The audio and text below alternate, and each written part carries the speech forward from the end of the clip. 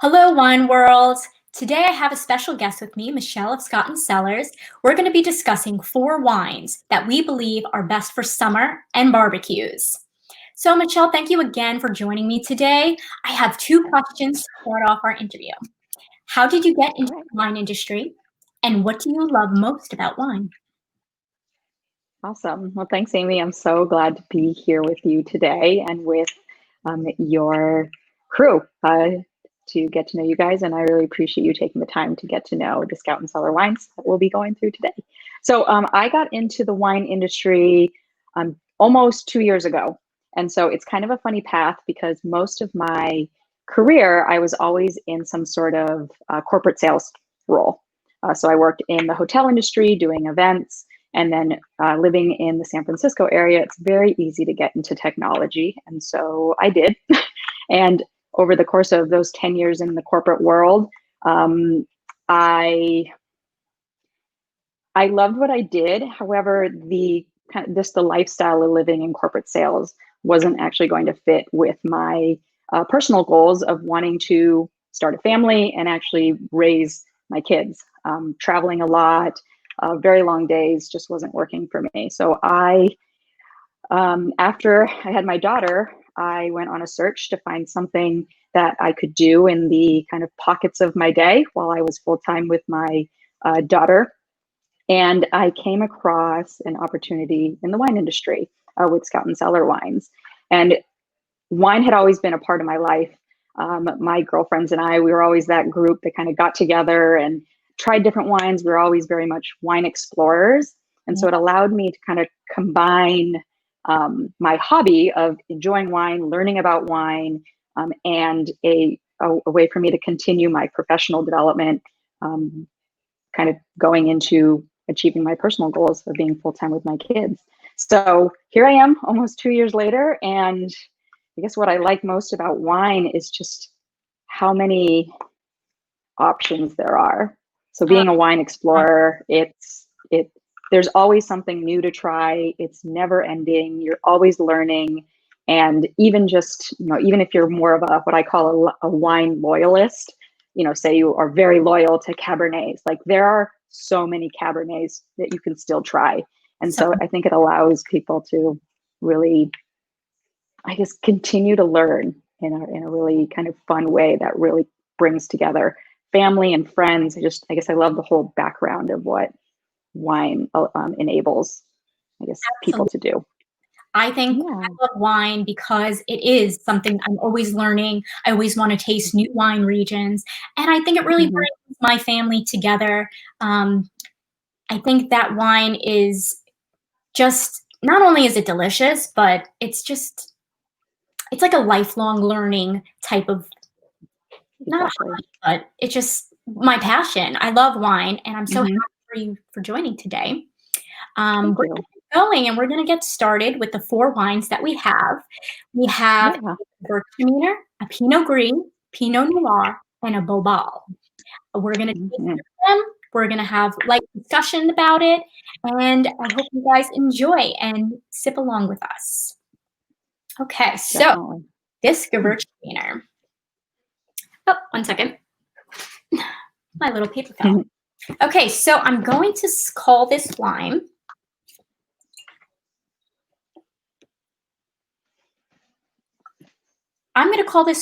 a medium straw color for body.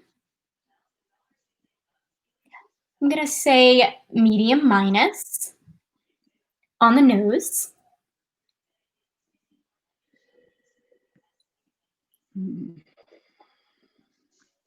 I'm getting citrus notes, orange, lemon. There might be a tad subtlety of herbal notes at the end. Maybe even some floral notes on the palate.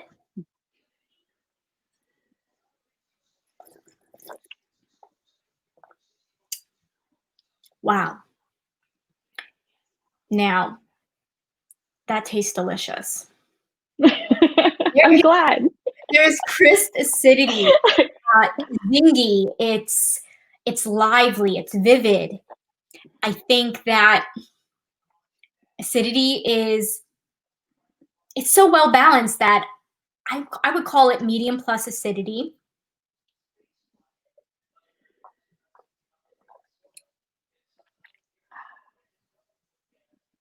Medium alcohol, there's no, intense burning sensation. It's very well balanced, and there's like a tad bit of maybe a salinity at the end.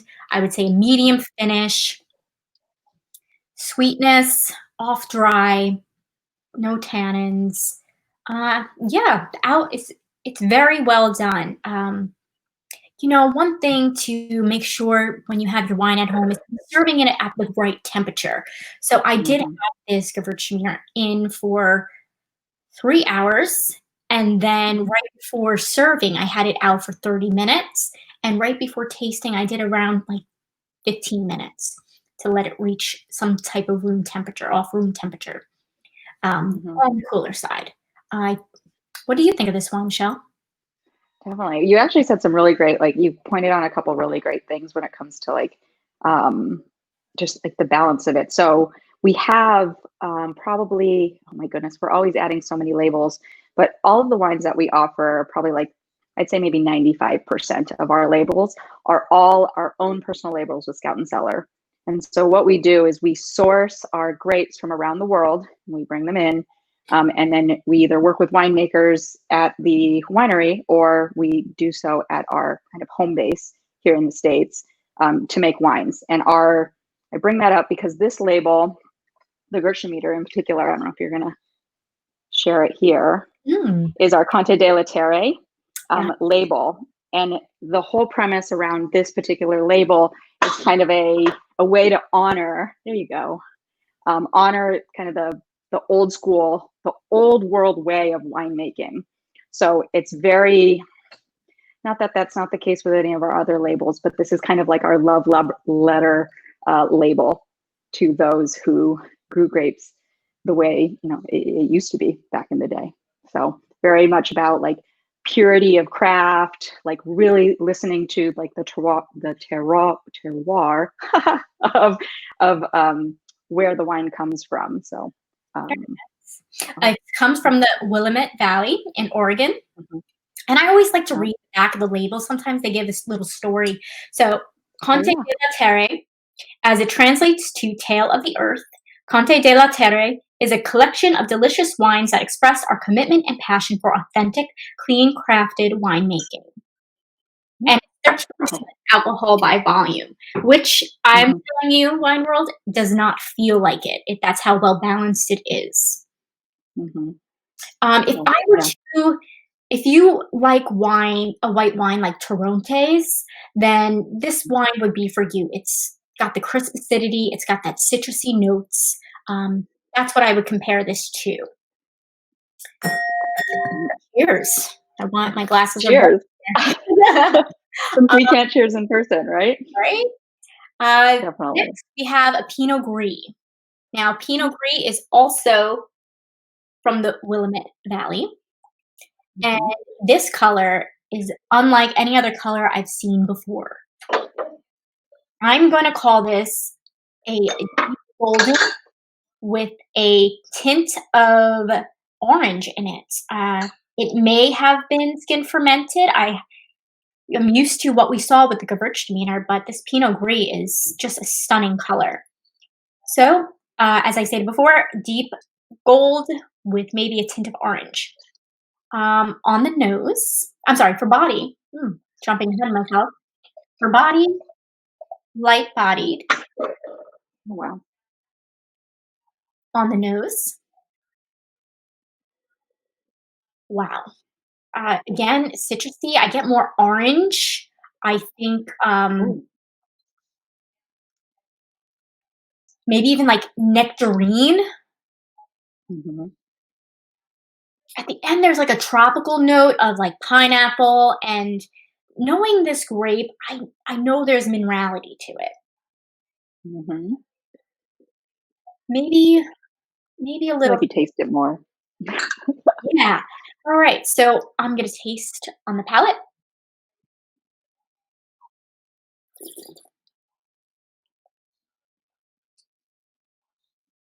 Mm, I taste orange. Like, yes, I taste citrus notes. Like, um, again, nice crisp acidity. A little less than what we had with the Gewurztraminer. I would call Mhm. that medium minus acidity. And lemony, a little bit. I would say the finish is shorter, but still well balanced.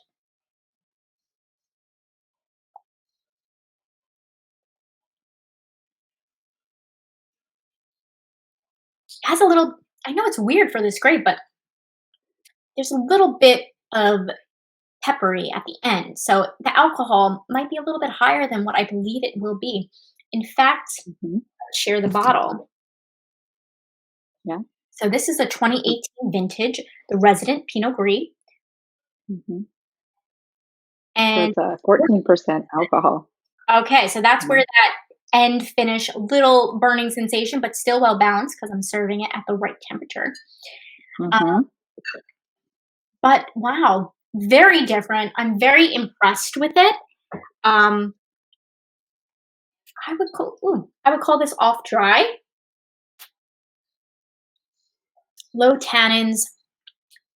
Um, Clearly, it's a higher alcohol. Mhm. But you know what? I would compare this to an Albarino. It's a Mm. specialty, but it reminds me of that citrus, and it's nice acidity. It's well balanced. I would rate this a 4 out of 5. I'm very impressed with the color alone. Not only is it well balanced, but this color is just really, I can't get seem to get it right here. This is very stunning. And I did It is a nice color. Yes, I did forget to rate the Gewurztraminer. I'm giving that a 3.5. It's pretty much excellent. Um, Next, we're gonna talk about. Oh, I didn't ask you. What did you think of No Great? Jumping ahead here. No, no worries. This actually Resident Pinot Gris has been one of my all-time favorites in the 2 years that we've been offering clean crafted wine. And what I really love about it is I kind of like what you shared about the temperature.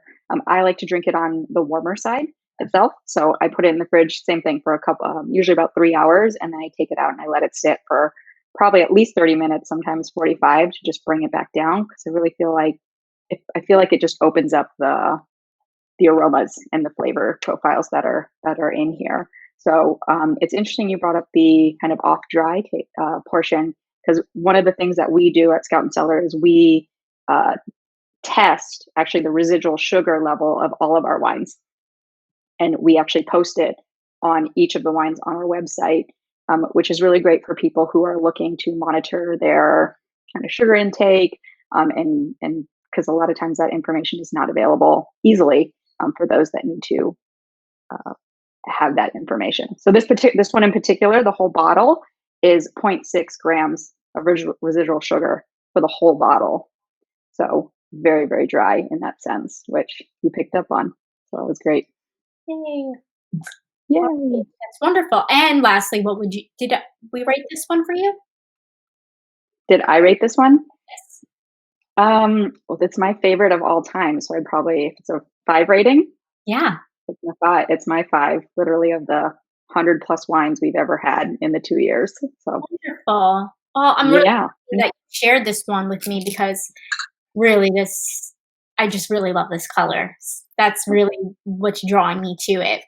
Um, so yeah, I'm just gonna share both white wines one more time before we go on to the reds, just because it's just a beautiful color. So, okay, I just want to show the difference here.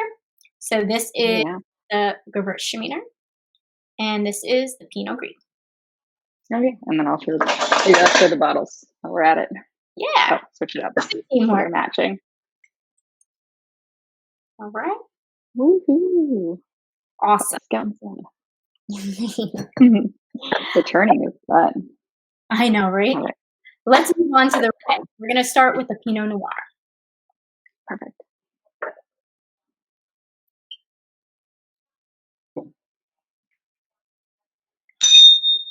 Whoa, cheers. Cheers. I overfilled my glass for swirling. So here we go. I'm going to have to skip it. All right, I'm gonna call this a deep garnet. With reds, I like to see what the rim is. It's a paler rim. It's clear. You're able to see through it, as you should with a Pinot Noir. For body, I have medium minus. Yes, it's sticking a little bit more. On the nose. Wow, I get that earthiness that a Pinot Noir is known for. I smell Mhm. kind of like they call it like a damp, woodsy, foresty feel. I can't describe it. That's a really good way to describe it. Yeah, it just when it rains and you're walking, you're going Yeah. for a hike. That's the kind of feel I get from this Pinot Noir. There at the end, I have notes of cherry, cranberry, and let's see what else there is. Yes, that I'm getting more red fruits towards the end. All right, on the palate, Cheers.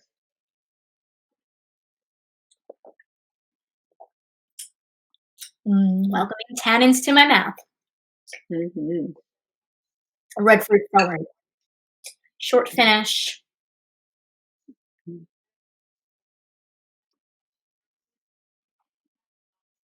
Mhm.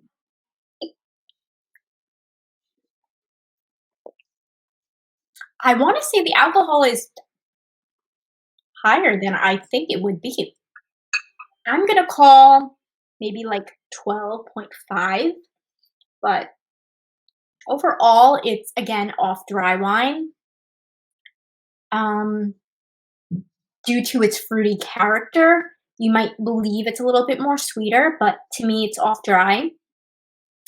For Mhm. tannins, low, and I'd rate this wine a 4 out of 5 because I really liked how, as soon as I swallowed, my first impression was I had a tinge of tannins, but then the warm welcoming of like the red fruits came in. Um, that's how I would describe it. How about yourself? Well, I love the way you describe things. It's my favorite. So yeah, I actually what I found interesting about this wine because we always have like at least six different Pinot Noirs from across the world. Most of our stuff comes from California, usually around the Mendocino area, and then of course in from Willamette. And this one I actually found is drinks a little bolder than most of our other Pinot Noirs, I agree. but definitely, yeah, a little more, definitely more. It's still got that earthiness like you expect from the Pinot Noir, like you said, but definitely the fruit forwardness. I feel like almost makes it lean more on the fruity side of things. You'll be surprised with the alcohol; it is 13.8. Wow. Isn't that Yeah, crazy? I felt Yeah. like higher.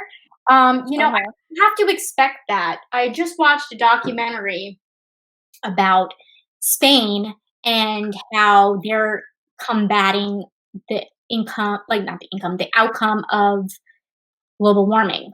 So we have to expect our wines to be becoming higher in alcohol now because we're having more longer ripening seasons. So it Hmm. doesn't surprise me that the alcohol is higher than what I'm used to. Remember, this is a new world wine, so Yeah, we'll have that as compared to old world wines. But I have definitely. to say, it was very. I really enjoyed the fruits. Very nice. Um, Awesome. Well, again, it's in, oh, I'm sorry. Again, if you yeah. wanted to compare this wine to any other, compare it to Gamay. Gamay Mhm. is another light-bodied red, I mean, and, it's just as fruity. So, yeah, Gamay is the way to go if you like Gamay. Definitely give this one a try. It's from Anderson Valley in California, which is a very nice region. They make beautiful wines. Again, it was very well balanced, so very nice. Let's move on Beautiful. to our last wine of the day. This Mhm. is 100% Bobal. Bobal is from Spain, I believe, or it might be Portugal. Either way, Just Spain. it is Spain. Okay. Yep. It's the second most planted grape in Spain next to Tempranillo. Yes, I knew that deep down. I For know. For color, this is a deep ruby. Um, when you look down on it, it has an opaque center, a darker rim, Hmm. body. Mm. We're getting up there. It's staying on a little bit longer. I'm gonna call it, if not medium plus, it's more full. Interesting. I had to switch glasses because I was like, let me see if I like it better in this one. Wow. Just on aromas alone, it's really red fruit forward again. Hmm. Almost smells jammy. Yeah, see that? So coffee at the end, red fruit forward on the palate.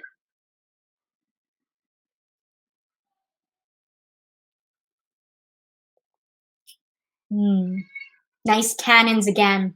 I'm gonna call them medium plus tannins because they're still doing that to my palate. Yeah. I'm gonna say it's very smooth and velvety, lush on the palate. A tinge of alcohol, where I call lush when alcohol gets your tip of your tongue, but then it like mellows out. That's what I call. That's what makes the wine lush to my own palate. Mhm.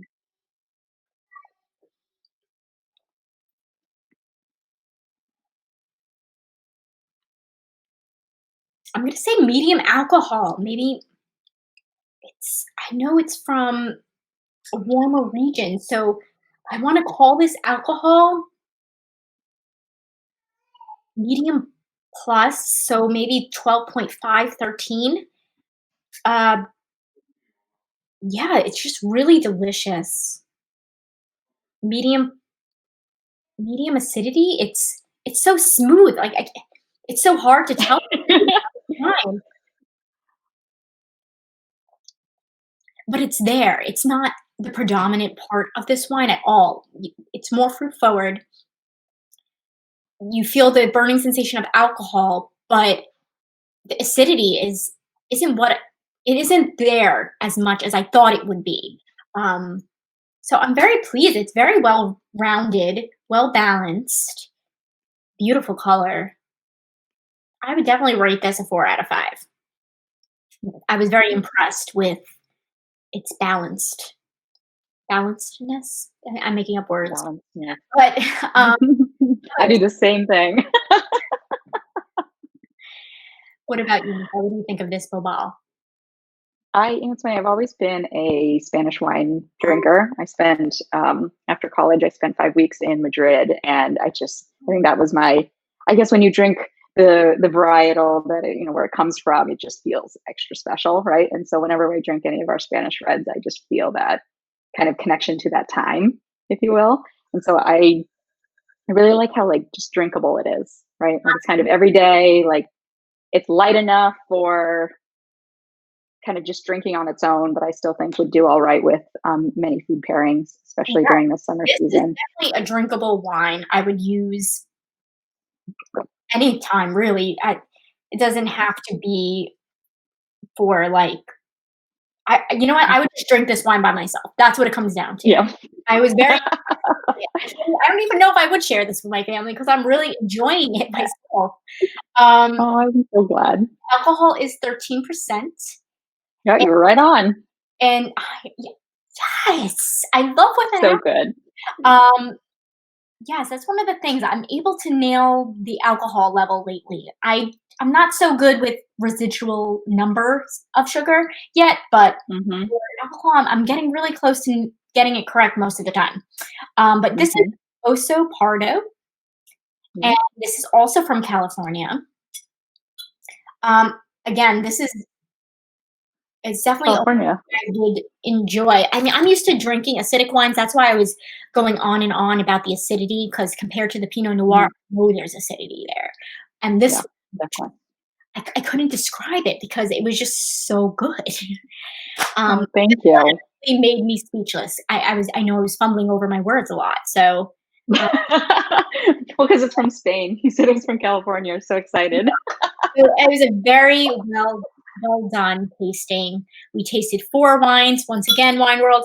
We tasted a Gewurztraminer, a Pinot Gris, a Pinot Noir, and a Bobal. So for those who like to explore a little bit, definitely go for that Bobal. For sure, if you're a red wine drinker, it was red fruit forward. The Pinot Noir is very nice. You can compare it to the earthiness of an old world wine, but this is new world because it's from the Willamette. And then we have the Gewurztraminer, the Pinot Gris. Overall, it was a beautiful tasting. And is there anything that you would like to share about Scout and Cellar?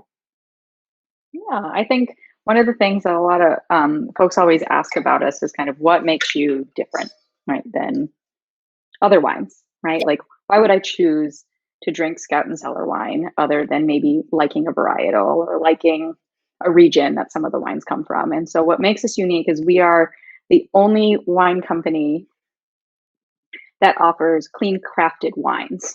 And so that's a trademark term that we use, and we're the only ones in this space. And in short, it is wine that is crafted the way that the old world winemakers used to do it way back when. So we don't, any wine or grapes that we source, we test to make sure that there's been no synthetic chemicals used, pesticides, herbicides, anything during the grape growing process. And then during the winemaking process, once the wine has completed alcoholic fermentation, we test it again to make sure that none of the FDA approved um, items that are allowed to be used in winemaking are used. And so this is really great for people, I find, that um, are very mindful of what they put in their body. Because I know sadly a lot of people actually stop drinking wine because of the way it can impact the way they feel in Yes. general. And again, one of our big things is we want wine fans to have an option to be able to enjoy their wine. And so it having a literally fermented grape, that's it, allows people to try it and see if it fits with um, kind of their lifestyle on that front.